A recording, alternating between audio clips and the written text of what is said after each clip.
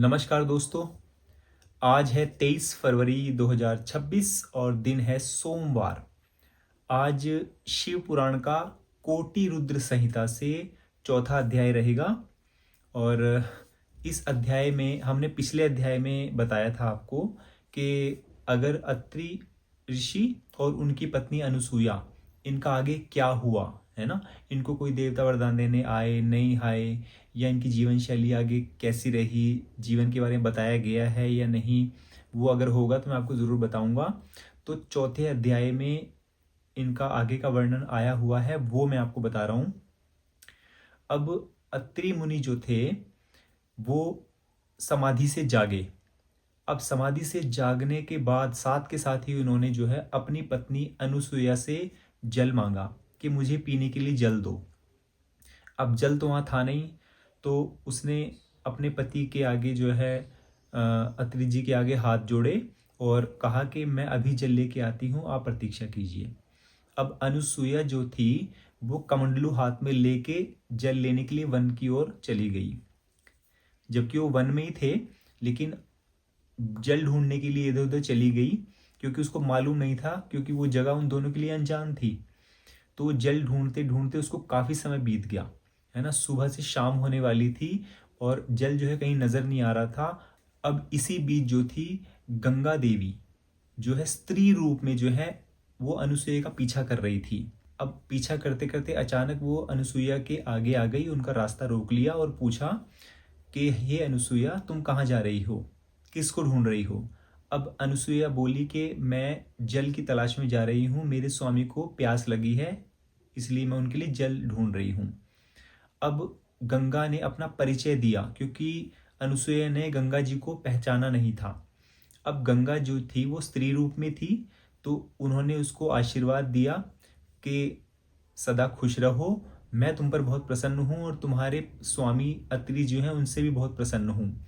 मैं स्वयं गंगा हूँ, इसलिए वर मांगो, तुम्हें क्या चाहिए। अब अनुसुईया ने गंगा देवी के चरण स्पर्श किए और अपना शीश झुकाया और कहा कि मुझे वरदान में कुछ नहीं चाहिए, केवल जल चाहिए। अगर आप मुझ पर प्रसन्न हैं तो मुझे जल दे दीजिए। अब गंगा देवी ने क्या कहा अनुसुईया से कि ठीक है, एक गड्ढा खोद दो, एक हाथ का गड्ढा खोद दो। अब अनुसुईया ने जो है एक हाथ का गहरा गड्ढा खोद दिया। गंगा जी स्त्री रूप छोड़कर जो है जल के रूप में आ गई और उस गड्ढे में प्रवाहित होने लगी, बहने लगी। अब अनुसुईया जो थी वो बहुत प्रसन्न हो गई। गंगा की आवाज आई कि अब तुम अपना जल ले सकती हो अपने लिए। अनुसुईया ने कमंडलू लिया और जल भरकर अपने पति के पास जाने लगी, लेकिन जाने से पहले उसने गंगा देवी से ये आग्रह किया कि यदि आप मुझ पर प्रसन्न हैं तो आप यहीं स्थापित रहिए। अगर मेरे पति, मेरे स्वामी जो हैं वो आपके दर्शन करना चाहेंगे तो आप कहीं जाइएगा मत। गंगा जी ने कहा कि अच्छी बात है, तुम चली जाओ। इसके बाद अनुसुईया जो है वो अपने स्वामी के पास पहुंची और उन्होंने उन्हें जल दिया। अत्रि जी ने जल पिया, लेकिन जल पीने के बाद वो हैरान हुए, क्योंकि जो पेड़ हरे भरे हो गए थे, हर जगह हरियाली हो गई थी, सिर्फ वही हुआ था। उसके अलावा जितनी नदियां आई थी उनसे मिलने के लिए, ये देखने के लिए कि सर्वश्रेष्ठ कौन है दोनों में, वो स्त्री रूप में ही थे सभी, जल रूप में कोई नहीं था, जितनी भी नदियां मिलने के लिए आई थी।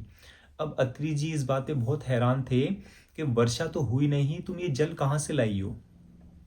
अब अनुसुईया जी ने सारा वृतांत बताया कि ऐसे ऐसे मेरे साथ हुआ है। अत्रि जी ने विश्वास नहीं किया कि मुझे विश्वास नहीं होता, तुम झूठ बोल रही हो। अब अनुसुईया घबरा गई, उसने कह दिया कि अगर आपको मुझ पर विश्वास नहीं है तो आप चलकर देख सकते हैं, गंगा जी वहां अभी भी प्रवाहित हो रही हैं। अत्रि जी अनुसुईया की बात को सुनते हुए उनके साथ चल दिए और जब वहां मौके पर पहुंचे तो वहां गंगा जी प्रवाहित हो रही थी।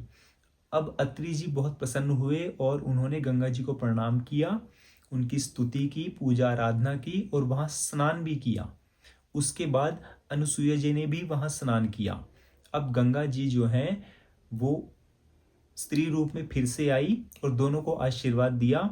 अब गंगा जी ने कहा कि अनुसुईया से गंगा जी ने कहा कि मुझे भी तुमसे कुछ चाहिए, अगर तुम चाहती हो कि मैं सदा के लिए यहीं प्रवाहित रहूं, यहीं स्थिर हो जाऊं, तो मुझे भी बदले में तुमसे कुछ चाहिए। अब अनुसुईया ने गंगा जी से कहा कि जैसी आपकी इच्छा, बताइए आपको क्या चाहिए।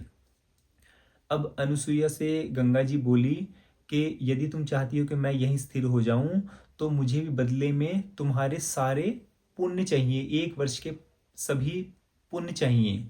अब अनुसुईया ने बिना किसी देरी के जो है अपने 1 वर्ष के सारे पुण्य, जो उन्होंने सेवा भाव किया था अपने पति का जब वो ध्यान मग्न थे, तो वो सारे पुण्य जो है उन्होंने गंगा जी को दे दिए।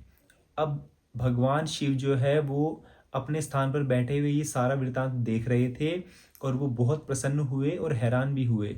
उसी वक्त भगवान शिव ने अनुसुईया को वहाँ दर्शन दिए और अत्रि जी और अनुसुईया ने भगवान शिव को प्रणाम किया, उनकी स्तुति की और भगवान शिव बोले कि मैं तुम पर प्रसन्न हूँ जो तुमने अपने 1 वर्ष के पुण्य जो है गंगा जी को दे दिए, इसीलिए इस प्रसन्नता से तुम मुझसे जो वर चाहे वो मांग लो। अब अनुसुईया ने यही कहा कि जैसा मैंने गंगा जी से कहा है कि आप यहीं स्थित हो जाइए, और वही चीज़ मैं आपसे भी मांगती हूँ, मुझे वरदान दीजिए कि आप माता पार्वती के साथ यहाँ स्थिर हो जाइए, ताकि लोगों के जो है दुख दूर हो सके, आप उन्हें दर्शन दीजिए। भगवान शिव ने कहा तथास्तु। अब वहाँ अत्रि ऋषि जो नाम था, उस अत्रि के नाम पर जो है अत्रीश्वर महादेव जो है वहाँ एक शिवलिंग स्थापित हो गया, है ना। इसलिए, और ये अत्रीश्वर महादेव कहाँ है ये मुझे नहीं पता है, शिव पुराण में जगह का नाम नहीं लिखा है ना। तो जहाँ भी जब भी मुझे पता चलेगा तो मैं वहाँ आपको लेके ज़रूर चलूँगा, वहाँ का भी एक ब्लॉग बनाया जाएगा, है ना, क्योंकि शिव पुराण में उस जगह का नाम है ही नहीं, अत्रीश्वर महादेव, ठीक है। और जो भगवान शिव प्रकट हुए थे इन दोनों को दर्शन देने के लिए, वो उसी पार्थिव शिवलिंग से निकले थे जहाँ अत्रि जी जो है उनकी पूजा आराधना कर रहे थे भगवान शिव की। तो आज के लिए इतना ही। जय श्री राम।